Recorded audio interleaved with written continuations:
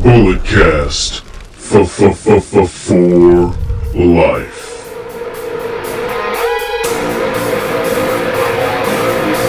Get up! This is a revolution!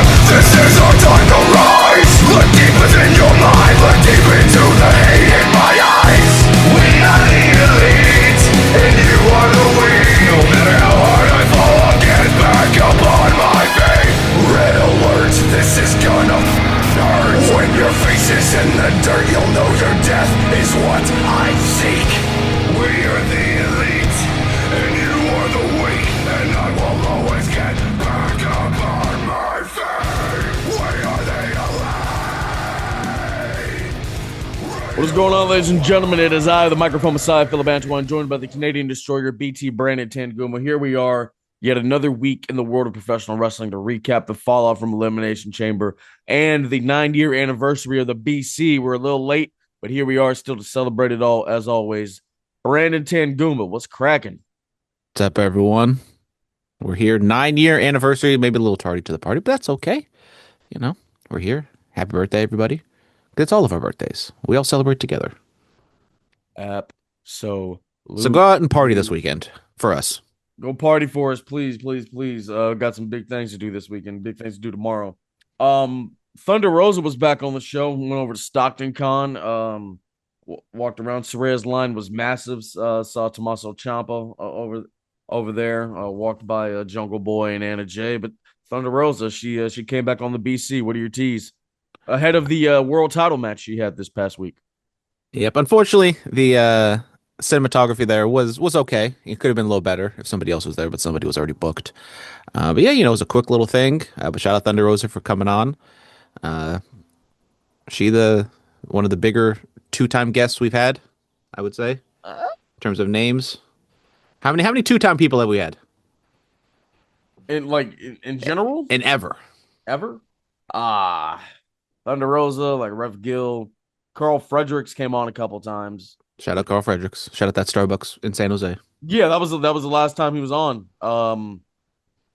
Who else, man? Yeah. That may be. But anyway, shout out Thunder Rosa.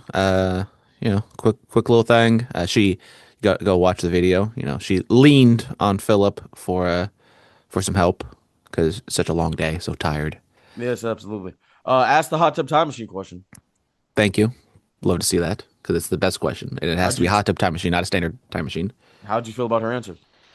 It was cool because she said what she'd go back in time. I honestly watched it a couple days ago. I kind of forgot what the actual thing was. WrestleMania 1. I mean, it might not be the best show in the world, but it is a historical show. That's why I say if everyone who watches wrestling to watch all the WrestleMania, if they got to watch all the WrestleManias, one is very important, even though it might not be a good show. Yeah, we shall see. We shall see. Thank you, Thunder, for coming on. Really appreciate that. All right. Demolition. You give me the axe, I'll give you the smasher. One of the greatest tag teams of all time. The original longest reigning tag team champions of all time until the New Day broke the record, and then the Usos would go on to break that record. They are going into the WWE Hall of Fame. Undertaker Zoom called them and made the announcements, and they will be in Las Vegas, obviously, for WrestleCon already. But now they are going into the WWE Hall of Fame. Long overdue. A tag team that you thought would have already been in there. But hey, man, shout out that we're getting them in while they're both still here, man. Yeah, Demolition is one of those few, I think, out there that should be in the Hall of Fame. And good to see them finally being there. Undertaker, I guess. I thought it was kind of a joke at first, but I guess he really is the guy that just tells everyone they're in the Hall of Fame. Yeah, I mean, he did it with Steph, he did it with AJ, now he's done it with them. Yeah, I know Phillip's not. He did it with Kane too. Well, yeah, Phillip's not an NFL guy, but there is a guy who goes to all the people's houses or whatever that get inducted to the Pro Football Hall of Fame. So that's basically what the Undertaker is. He's the face of the Hall of Fame. That's non-existent, but it's a thing. The Hall of Fame is real, bro. What do you mean? I watched an interview and Cody Rhodes talked about how, maybe one of these days we'll get a physical Hall of Fame, even though there kind of is one in Saudi Arabia, and then there's kind of one at WWE World Access WrestleMania weekend. Yeah, so you go to WWE World and see the Hall of Fame gimmick. Shout out Demolition. I do wonder, what do you think I mean, it's the Hall of Fame at the end of the day, so it doesn't really matter, but what do you think the order will be in No, terms what of do you? like, How dare you? How dare you? I mean, I feel like AJ should be the quote main event, but Stephanie, I think, has been more front and center on some of the advertisements, some of the show stuff. That's why I wonder. Yeah, and this is a smaller class too. It's only them three, right? Thus far. But I Well, mean, I think with, especially since it being like a West Coast thing, well, I mean, it's a West Coast thing. They could go longer because they have like the extra time compared to SmackDown on the East Coast where it ends at 10 o'clock, 11 o'clock. well, I mean, maybe because what you call it, And also they are running out of names, so you don't want to fill it up with people. Because I think they understand that the Hall of Fame is not like a money draw thing. So you don't want to put, like, they're not going to put Batista in.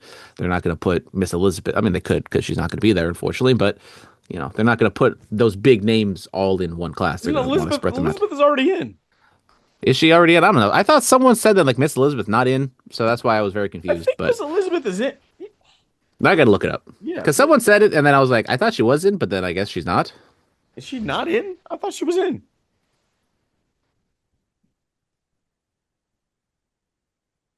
Is- As of March 2026, according to Google AI, she is not inducted. Randy Savage was in. She Okay. is not. Yeah, Randy went in 2015. Yeah. All I right. was there. Shut up. Unfortunately, one of the regrets of that weekend, I should not have been there. At the The Hall of Hall. Fame, the Hall of Fames are not anything to write home about. Who was the headliner that year? That was the Diesel, Kevin Nash, Randy Savage, Medusa. Medusa probably had the best speech overall. There you Um, go. um, Tetsumi Fujinami was also there, I believe. Hey, yeah, what? Was that the year? Some Or a different hitters, year? bro. Some hitters. I'm not saying there wasn't hitters, but it was a But long ass fucking night. but Sorry, no swearing. Shout out Danhausen. it's yeah, here we are. Not swearing. No, but yeah, I mean, with what Triple H has done with like the WWE PLEs and And Larry Zbyszko. Larry Zbyszko went on way too long. yeah, it's a living legend, brother. He's doing those And Big Broadway. Of Quiche. There's a lot of people on course. this. This is why the show is so long. It's because there's so many people on this one. And the Yeah, Bushwhackers. that's how they used to be. I remember when And Arnold Schwarzenegger. yeah, I remember when I was a kid, like when they had it air on the USA network, like it'd be a short condensed version, like you get like two or three speeches, and then all the other stuff would be like on like a DVD for everything else. But yeah, I mean, like what they've done with the PLEs and making them shorter, and they've probably done them with the Hall of Fame too. We'll get three inductees. Everybody gets like 10 minutes, and it's not too crazy. I'm sure Stephanie will get 20, and AJ he'll He do didn't get whatever he out. Go sees to fit. the Dolby Park Theater, whatever it's called in Park MGM. Park MGM, by the way, great establishment. I went there for one of the Las Vegas shows and for AEW. It's a non-smoking venue. If you're still in the lookout for hotels, I don't think you can really go there because I think that's kind of like where the wrestlers stay, like the actual WWE wrestlers, because a lot of the rooms are booked. But if you want to go to a place to like gamble or hang out, great place because no smoking. Wait, what spot is this? Park MGM is right by the arena. Oh yeah, they don't stay there. Well, I think they stayed there before, but I'm just saying, like, when I looked, because I was going to go there to book stuff, a lot of the things were sold out. Yeah, no, they didn't stay there last year, so they're probably gonna stay at the same place last year. But yeah, Fountain Blue? no, it was somewhere else. No, I wonder what happened to the Fountain Blue because it was like the official hotel of WrestleMania. They dropped the ball. Yeah. I don't know. I have no I don't idea. know. But yeah, like, Rhea and Jade have a Twitter feud. Now people are interested, huh? Well, they may have worked themselves into a shoot. Once again, these whole Twitter things I take them all with a grain of salt, but there does seem to be some truth behind these words where Jade may not be the most liked person in that women's locker room, and it kind of bubbled over, especially when Piper Niven and Chelsea Green kind of got into the mix and kind of jumped in and talked and defended Rhea because Rhea is very well liked. She What seems like a did nice person. Piper Niven have to say? I didn't even see that. I think she talked more about just Jade not wrestling at all. Um, and then Chelsea, well, this was like a week ago at this point, so it's kind of hard to kind of find everything. But basically, they just kind of like went after Jade for like not wrestling and like people not liking her or something. And then Jade also goes like behind, not the she breaks the fourth wall, which we'll talk a little bit about with the Roman CM Punk thing, which I think is a direction WWE goes too often. with Jay Well, talking about how she likes to curry up to creative, which is something you should not be saying. I don't care if it's on Twitter or not. And well, also, hey, brother, we have a show called Unreal. I mean, I know, and that's why I hate the Unreal no, show. but this is new kayfabe. This is new kayfabe. The things that are said like on the internet and that they reference on podcasts that happened a decade ago, and so all this, like even with I what mean, Roman, Unreal is kayfabe. Unreal is not actually real, guys. I hate to break it to you. yeah, even like what Roman said before the Rumble, like they begged me to come back, and then how Punk mentioned that, and how Punk mentioned getting into Monday how WWE spends a lot of money for you to be here, which is kind of a flex, in reality, for the tribal chief. But yeah, man, like all that stuff. This is new kayfabe, and I was like, I had Sam Roberts explain this on his podcast a while ago, and I thought about it. I was like, yeah, that makes sense. Like, all these things that like happen on social media and like and these interviews and stuff, and it gets referenced on TV. Like this is the new era of kayfabe that we live in. Yeah.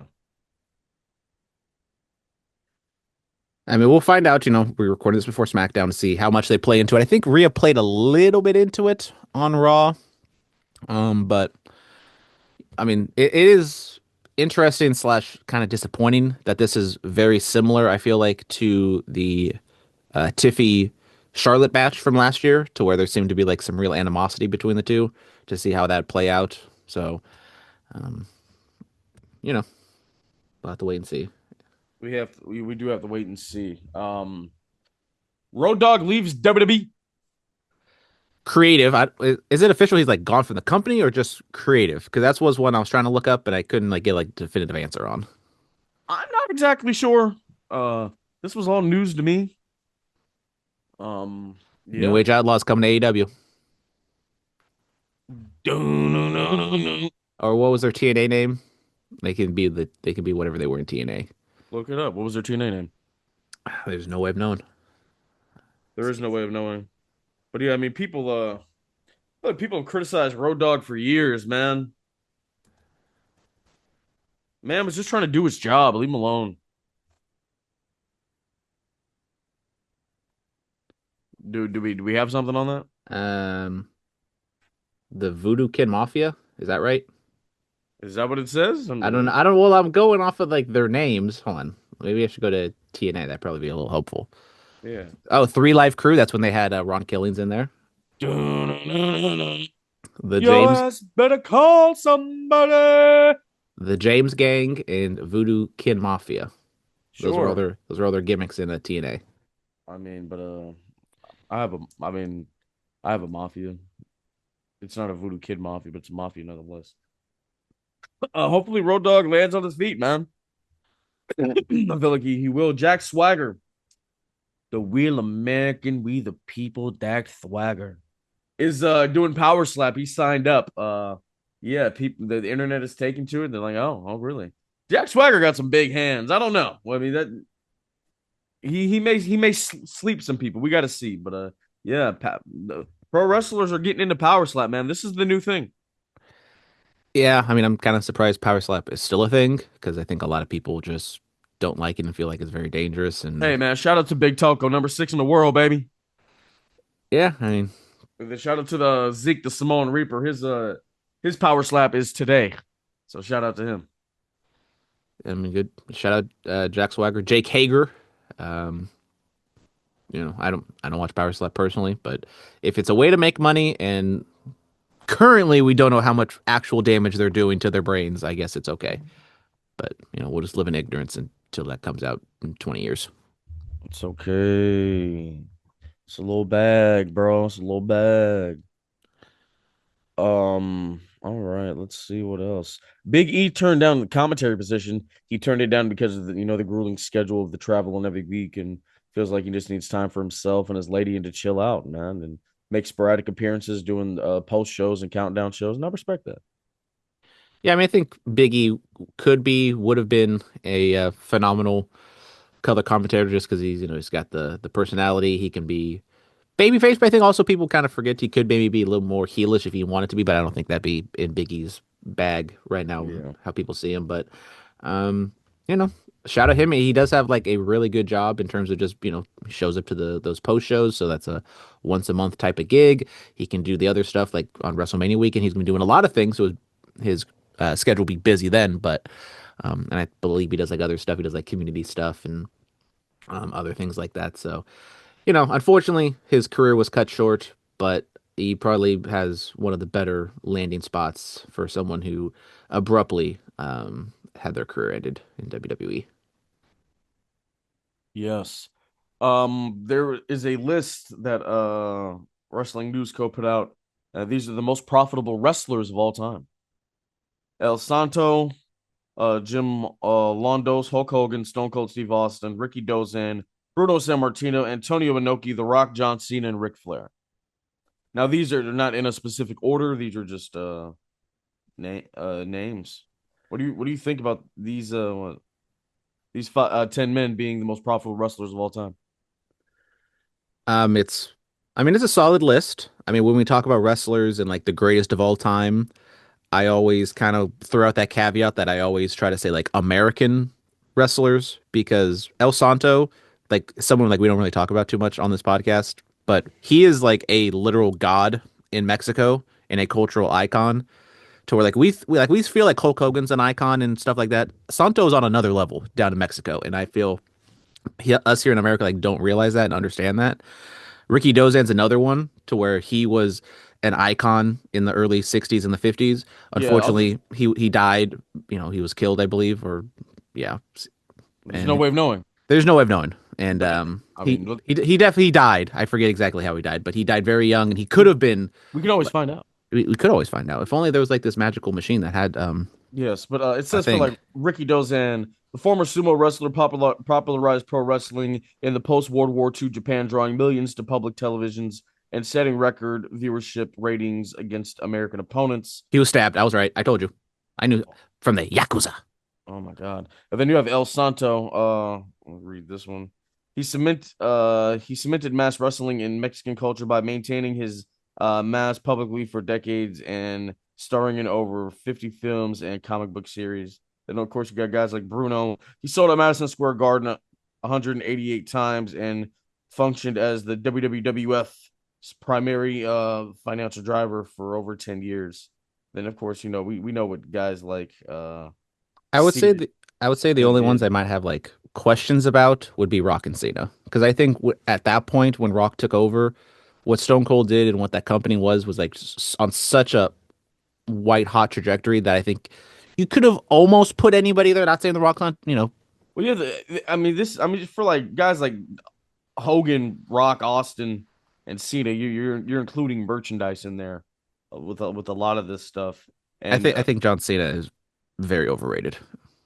what do I you? mean, I know we talk about this when he retired last year, but John Cena took over when the brand was the star and he was not the star. Like, yes, he might have been the top act, but Ah, people were going there to see WWE more than they were to see John Cena. And if you look at the ratings and the numbers, he almost may have turned away more people than he brought in, like new fans compared to fans that left. but And all the women and kids were there. That's what made him and the audience. his biggest attraction match, his most successful match was with The Rock. And Yeah, I would argue The it's awesome Rock like was that. more responsible for that drawing than John Cena was.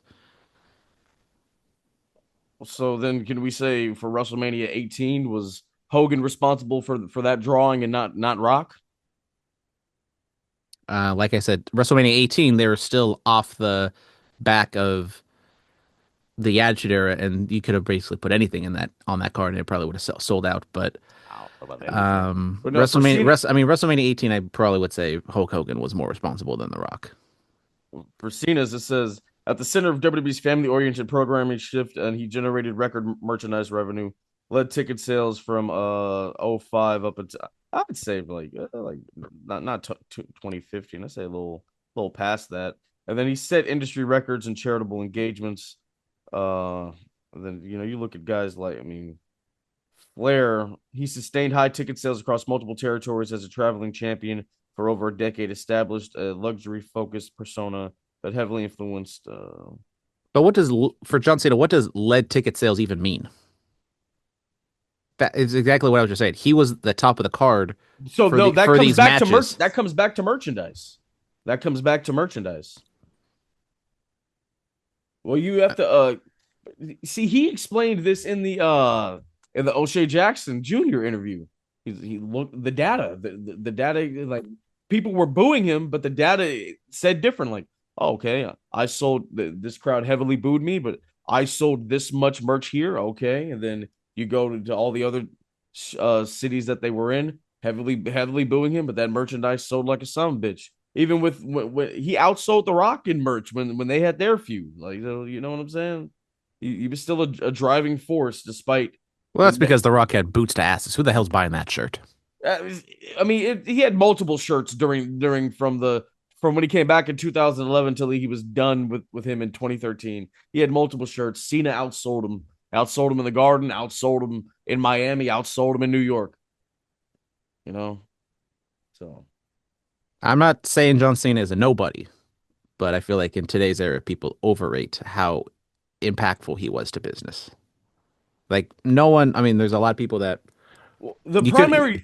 the primary thing is that he held the fort down longer than Hogan, Did he longer than hold the fort Rock, down? longer than Austin. The fort was slightly sinking every year he was in charge. It goes I to mean, the as someone personally who left wrestling in 2008 because I didn't feel like wrestling was cool. I mean, I feel like it, John Cena was the head of that not being cool. it shifted with the times. They went to a more PG thing because they were public. They really embraced the publicly traded thing, and then Cena was.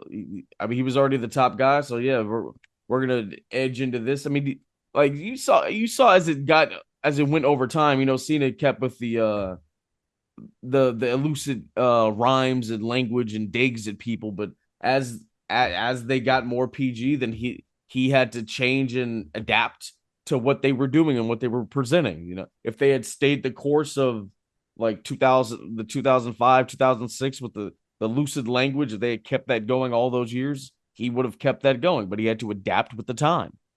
It's simple. One or two people I would have added and maybe taken out Rock and Cena would have been Blue Demon, another Mexican legend, and then Andre the Giant. I feel like Andre the Giant should have been in there. Just the way he was able to be a star attraction at so many different points. Like, yes, he was like almost kind of like a Stone Cold in a sense where like you couldn't, he burned very hot very quickly, and he's like, come to see Andre the Giant, and he just leaves and go to another promotion. But every time Andre the Giant would come to that town, it would draw.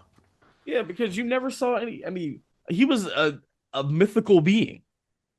And that's why I feel like he should be there. He should be in that top run because he's different than all those other people. All those other people were like top people main eventing the same promotion week after week after week. Andre was doing this in like almost every single promotion around the world. That is true, but I mean, do we have a cumulative of all that data? Well, Yeah, wrestling data in general, especially the very early years, is very hard to come by because I mean, people were tracking it kind of like a sport for the newspapers. Well, especially like in the kind of okay, I'll 30s, put it to you 40s, and like this: 50s. if they had the data, then I'm sure Andre would be on here. They have the data for these 10 gentlemen. Well, that's why it's called a wrestling business, Philip, not a wrestling performance. Oh, I mean, it is a performance. Wow. Logan Paul complains about ring mats and logos. He says they're slippery. Yeah, Yeah, this was on the is it Impulsive? I forget what fucking shows he has, impulsive. but he brought up a very legitimate complaint that if you remember the early logos, they were just kind of the standard black outline, nothing too fancy to them. But now they've kind of upgraded to where they're like full blown like PNGs with colors. And he talked about he wrestled in the main event on Raw that those things get slippery, they accumulate, water, oil, whatever, dirt, and it gets very hard to run on those things. And it's not just the one Prime So logo; it's almost the entire canvas now. okay, so like if you've ever been to a WWE show before the logos and sponsors, they would constantly like change the mats. Like after a match was done after a commercial break, they obviously can't now do that now because of all the logos and stuff. So yeah, man, that's where it is. Apparently, you can have your name on a WWE canvas for like $400 for Yeah, the if you Raw in Madison Square Garden, but it's going to be a tiny section. You can't afford to buy tickets. What do you think's better? Do you get to keep that section? Because don't they cut it out and ship it to you? I think Yeah. they do. So would you rather spend $400 on a ticket that you can see, you can record stuff and have that memory forever, or would you rather spend $400 on a ring mat that they cut out and maybe some wrestlers stepped on it? I mean, you have to think about the Gooners in this world. If Rhea Ripley or Liv Morgan lays or steps on that, those people are going to cherish that forever. Sick world we live in, man. Anyways, what's the link to this? So I can Okay, yeah. All Sorry. right. SmackDown, the Irresistible Forces. I'd like them. Yeah, the name's cool. They win the tag titles. Lash Legend pinned Rhea Ripley. Look Features at that. Brian. I thought Lash Legend looked really good in this match. This is probably the best tag match Lash and I have had together. We were saying that 2 years ago, buddy. So that was a good sign. That was a good sign. But it was with Rhea Ripley and Io, so one of the two best wrestlers in the company. Um, you know, it makes sense that Rhea loses the titles here because then she's going to challenge for the title against Jade. Kind of defeats the kind of defeats the purpose of like the titles because like one person loses a championship and then just goes after another championship right away. So it kind of Kind of what devalues happens, them. man. Like It devalues them a little bit just because there's so many titles. did it develop? I mean, yeah, kind of. That's kind of what happens, man. Like people lose the IC title, then they go challenge for the world championship. It's kind of what happens. Yeah, but this happened in the span of 2 days, not like 2 weeks or 2 months. She hey, she wanted some more gold. Something clicked in the mind, and she went out there and won that chamber. You know, sometimes when you take losses of championships, something clicks, and you like got to get back on that A game, and that's what she did. That's what she did. Let's talk about Monday Night Raw and the earth-shattering segment that CM Punk and Roman Reigns left us with again. I have some quotes from this segment. So where is that at? Here we go. Roman said to Punk, "We brought you back to entertain the 30 to 40-year-old virgins that still live with their mom and dad." Roman also said, "You're just a punk ass bitch to me. When I'm champion, I'm gonna put your punk ass on the John Cena retirement tours. Maybe you can go down to NXT and coach some people." Punk said, "You're gonna retire me? You're gonna retire me?"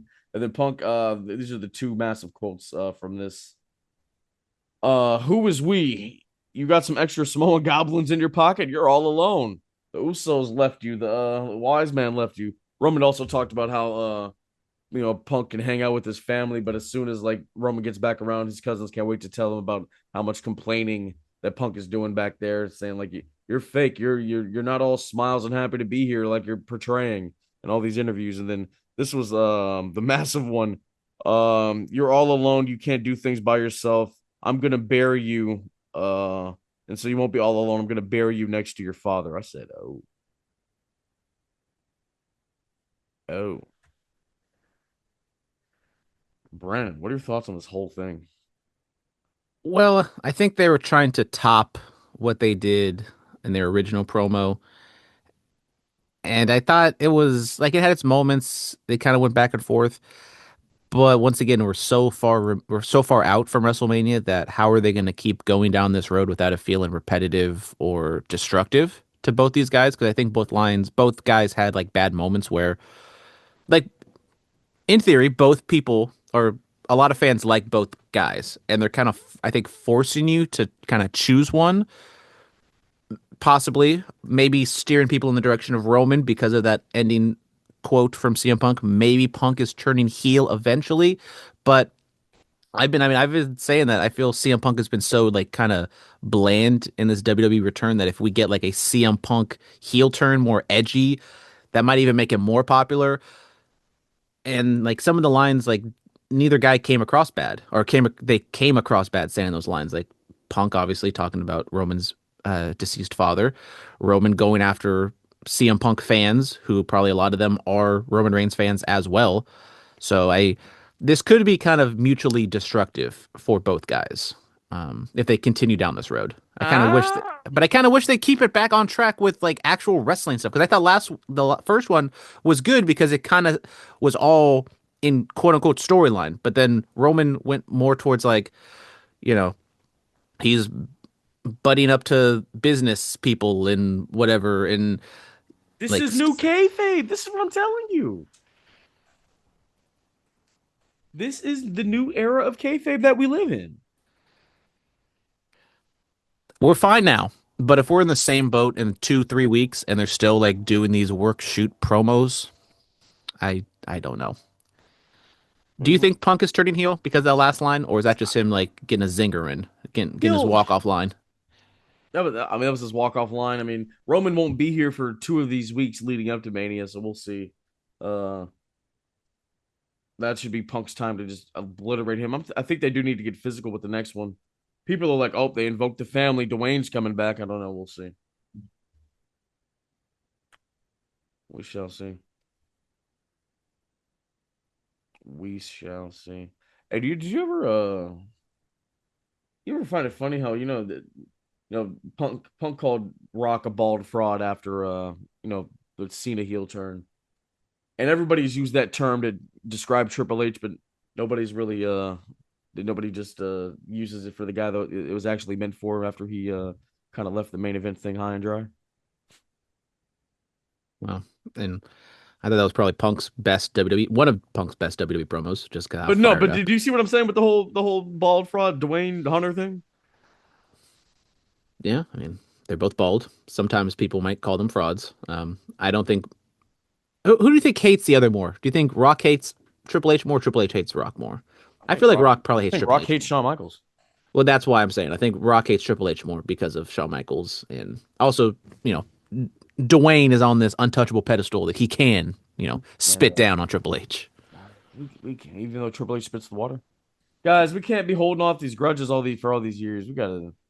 We can't be like somebody like a certain guy that's still holding a grudge on another bald man. We can't be like that. Hate is unhealthy. Yes. Seth Rollins attacks Paul Heyman. I heard somebody say when Seth attacked Logan Paul should be like, "Bruh, I wasn't even there." when he got laid out. Yeah, no. Any timetable on Braun Breaker's return? Can he No, it's been kind of miraculously show up like the week before Mania and just have that match? been kind of weird that they haven't like talked about him at all because from a timeline perspective, I thought he would have been in time for WrestleMania, but we are still like what, like 7 weeks Six, away. 6, 7. Oh. Um, so maybe they are kind of holding off for the next, 2 to 3 weeks and then bringing him back in. The Heyman thing is interesting just because he doesn't get physical all that often. This is a very heavy angle for Paul Heyman's sake. Bro, which I didn't even talk about this. They're in Indianapolis. Punk mentioned it. It is the city where the Shield debuted. This is also the same city and building where Seth turned his back on the Shield, and it was just like night and day. They saw the comparison photos, just bah. That chair to Heyman's back. Yeah, he doesn't get physical often. Gets curb stomped, bloodied mouth. L.A. Knight, yeah, drives Heyman away. He commandeered an ambulance. It's got to be Um, like a felony or something. yeah, the Jimmy Uso shows up. He's getting attacked by the Austin Theory and Logan Paul. Jay Uso returns with the crutches 1D to Theory. Usos and Vision at Mania for the titles, huh? That makes sense. Yeah. I mean, this would be a great use for Logan Paul. And I with Rollins, he's either going to answer the Brock challenge or hopefully Breaker at least is back in time. And we do that for WrestleMania. How do you think this affects Brock? Because Heyman came out with Brock in his initial appearance, and now Heyman's not there for When's the next Brock appearance? this week, I think. Because isn't he kind of like not every show, but he's almost like a every other show type. Well, I mean, with Cowboy Brock, he's shown he can talk for himself. He even talked for himself back in the And I think back. it's gonna be just. I think the Brock stuff is gonna be very simple. It's gonna be like him comes out, like says, "Does anybody want to step up to me?" Someone steps up to him, and he smacks him down, and we kind of rinse repeat until whoever it is that is gonna take on Brock at WrestleMania kind of gets the better of him, and then that sets up the match. So Absolutely, absolutely. All right. Penta, he wins the Intercontinental Championship. Danhausen cursed. Dominic Penta dives on JD and Finn. JD was about to give Dominic the hammer as he's done so many times, but Finn's like, no, let him do it on his own. Penta dives on them. Mexican Destroyer, 1, 2, 3, Pentagon, the new. Intercontinental champion. El Zero Miedo holds championship gold in WWE. First Mexican international intercontinental champion ever, which is a little surprising. Are we sure? That's what the internet told me that. I mean, Rey Mysterio's never won one. Yes, he Well, has. well, I guess not like Mexican born because isn't like Eddie wasn't Eddie technically born in Texas, And then where was Ray born? San Diego. So Oh like no, what? like he was shoot born in San Diego. He wasn't born in Mexico. I think so. Oh well, I think okay. Wait, no, what? Wasn't Pedro Morales the Intercontinental champion? Where was he born? is he Puerto Rican? Oh, I mean, I mean, there's no way of knowing. there is no way of knowing. Yep, Puerto Rico. See, and you thought I was being racist. Where was Rey Mysterio? Rey Mysterio was really born in San Diego.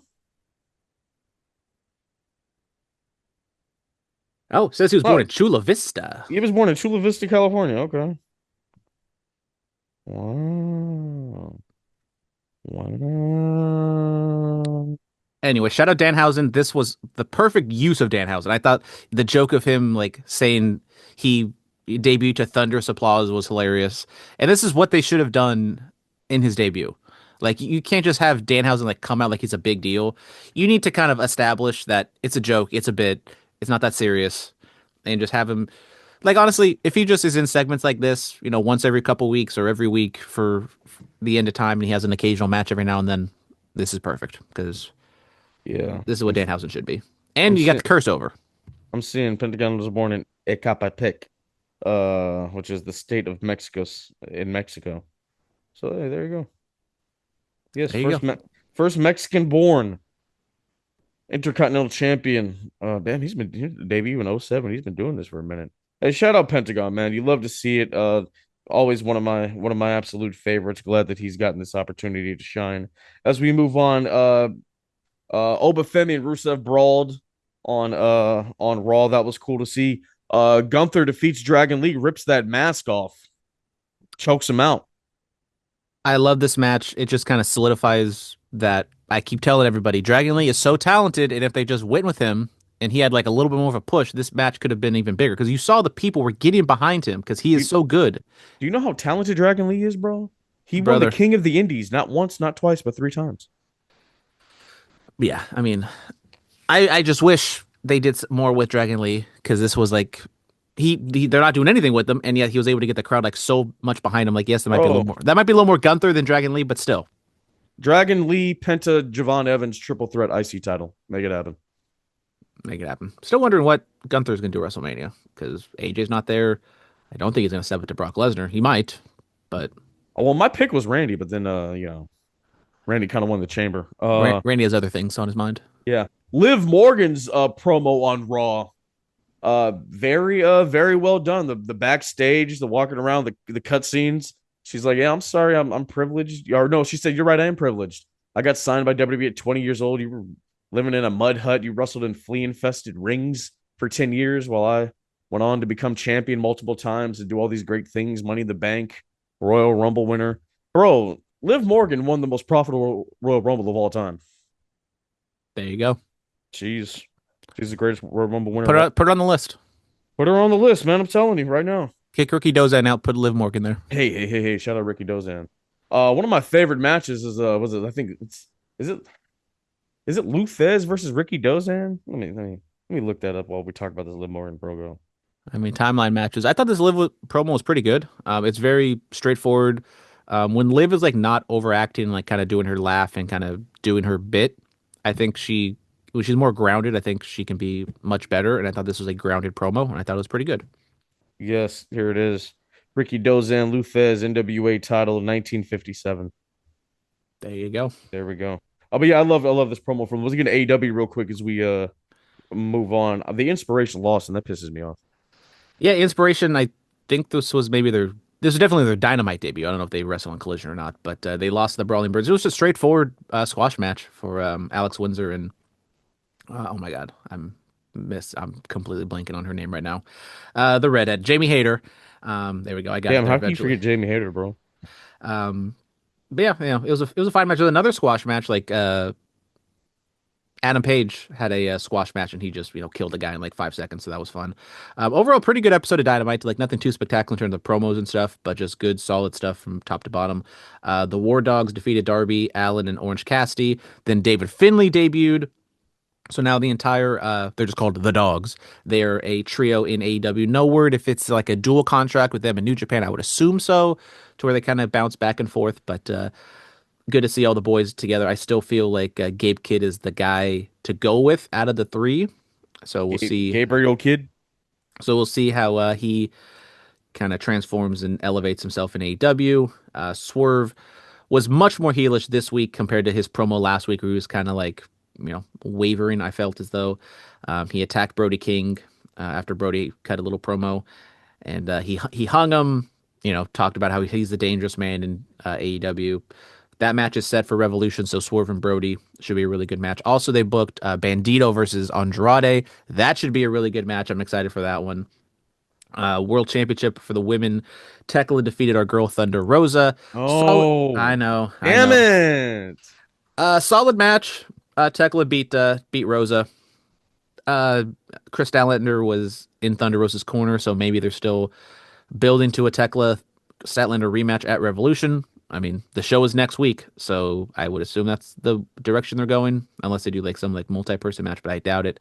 And then finally, there was a promo after the Adam Page squash I was talking about with him and MJF. They go back and forth a little bit. It wasn't anything too crazy, but it did set up a trios title match with Page and Jet Speed taking on the Don Callis family, and Don Callis family ended up winning. Was it Kyle Fletcher, Okada, and then Mark Davis? Not confused with the Raiders owner. So they are the new Trios champions. So now maybe it's the Rhea Ripley treatment, where Page loses his little trinket to go after the bigger trinket.